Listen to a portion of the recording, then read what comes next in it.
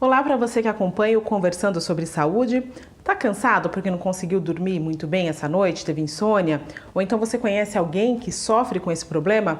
Pois é, ele é mais comum do que você imagina. E esse é o tema da entrevista de hoje.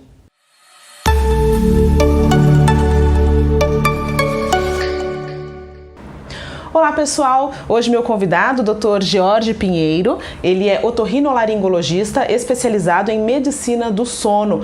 Hoje, 73 milhões de brasileiros sofrem de insônia. Então, primeiramente eu gostaria de saber, esse é um problema físico ou psicológico? Ele está ligado mais a causas físicas ou psicológicas?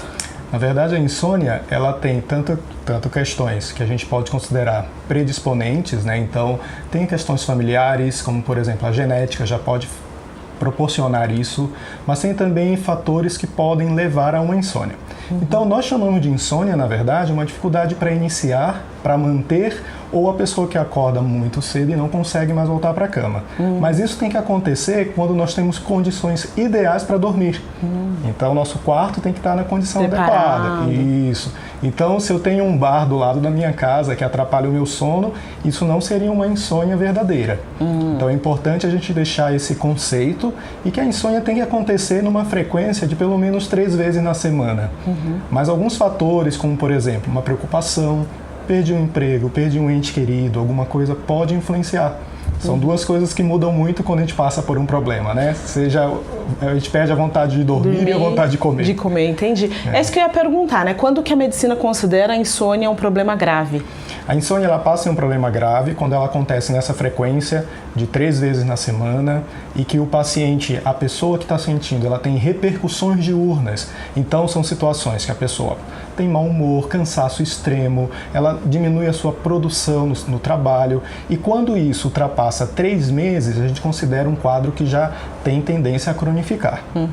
Então, para você que está em casa e tem insônia, porque todo mundo já teve insônia um dia, né? Mas tem algumas vezes na semana, não quer dizer que isso seja um caso grave. Isso. Quando, por exemplo, eu tenho uma situação eventual, eu passei por um estresse nesse dia e eu não dormi direito em função disso, a gente não considera isso um problema, é mais uma resposta do corpo a uma situação extraordinária, uma situação diferente. Agora, se isso se torna frequente, 3 vezes na semana e trazendo prejuízos diurnos e você tendo condições ideais para dormir, aí isso pode ser considerado um transtorno da insônia realmente. E agora vamos falar sobre o que todo mundo deve estar se perguntando aí, como é que é o tratamento?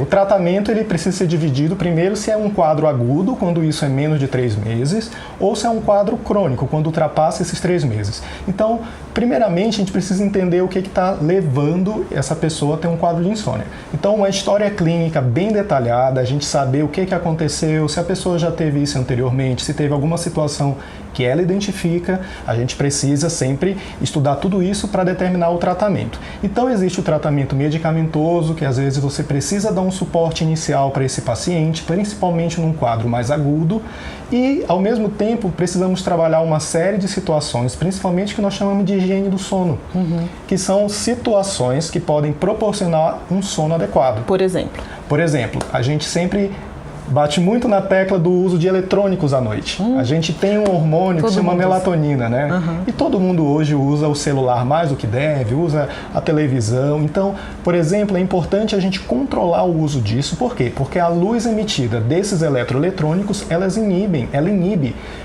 esse hormônio que é a melatonina, que é um hormônio importante para iniciar o sono. Então é importante a gente entender que depois de determinada hora, pelo menos 1 a 2 horas antes do horário de dormir, o uso de eletroeletrônico deve ser reduzido. Além do mais, o quarto, que é algo muito importante, ele deve ser um ambiente exclusivo para dormir.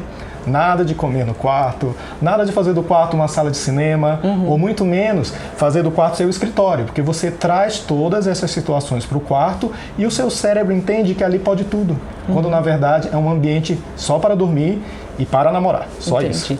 E quando que a pessoa deve tomar um remédio, por exemplo? Um quadro agudo desse, primeiro que todo medicamento deve ser prescrito por um médico, então nada de pegar o remédio do seu vizinho, né, porque a sua tia tem insônia, eu vou tomar esse remédio. Cada corpo tem uma manifestação diferente, uma constituição diferente, e que cada medicamento vai agir em determinada situação, que é analisada pelo médico. Então, alguns quadros agudos a gente precisa realmente fazer o tratamento com medicamento para que esse paciente consiga ter qualidade de sono e, consequentemente, melhore essa qualidade diurna. Tem pessoas que não dão muita importância para essa questão do sono, acha que é bobagem, que é frescura, né? Quais são as consequências quando você não trata um problema grave de sono, de insônia? Hoje a gente sabe que o sono, ele é uma necessidade fisiológica. Assim como eu preciso comer, eu preciso dormir. E a gente, às vezes, a nossa sociedade, ela não estimula você a dormir. Parece que dormir é até um pecado, né? Tá perdendo tempo. Exatamente. Você está estudando para um concurso, o seu concorrente está dormindo, está estudando e você está dormindo. E a gente traz essa culpa para dentro do quarto, a gente traz essa culpa para a cama. Aí você dorme no dia do exame e não consegue fazer a prova. E dormir é importante até para o aprendizado, né? Se eu estudo e não durmo, o meu aprendizado é comprometido. Então, as consequências de não dormir, elas incluem desde questões emocionais, a pessoa pode ter irritabilidade, são situações que a gente chama a curto prazo. Então, no dia seguinte, eu acordo cansado, irritado, a minha concentração diminui, posso ter sonolência durante o dia. Mas a longo prazo, que é quando isso acontece há muito tempo, eu posso ter problemas cardiovasculares, aumenta o risco de depressão, doenças neurovasculares, como por exemplo o AVC, tudo isso relacionado às noites de sono de má qualidade. Então, não é algo tão simples. Então, que a gente possa dizer que a gente não precisa dar atenção devida. Outro dia eu vi nas redes sociais do Dr. Jorge uma coisa muito interessante, né? A pessoa dorme o dia inteiro, era um quadrinho do Chico Bento, do Maurício de Souza, né? Dorme o dia todo, aí chega a noite e fala, eu não consigo dormir, né? Então, quer dizer, também não pode dormir durante o dia, tem que dormir no horário de dormir. A gente primeiro, assim, quando vem um paciente com insônia, a gente faz toda uma análise. Primeiro a gente tem que entender qual o ritmo daquela pessoa, o ritmo biológico, né? Então, o ritmo biológico, cada um tem o seu. A maioria das pessoas está dentro de um grupo, mas tem pessoas que são um pouco diferentes. Então, tem pessoas que são mais matutinas, outras são mais vespertinas e por aí vai. Então, é importante a gente atentar, porque principalmente nos idosos, pessoas que já se aposentaram, que elas perdem alguns parâmetros sociais, como o horário de trabalho.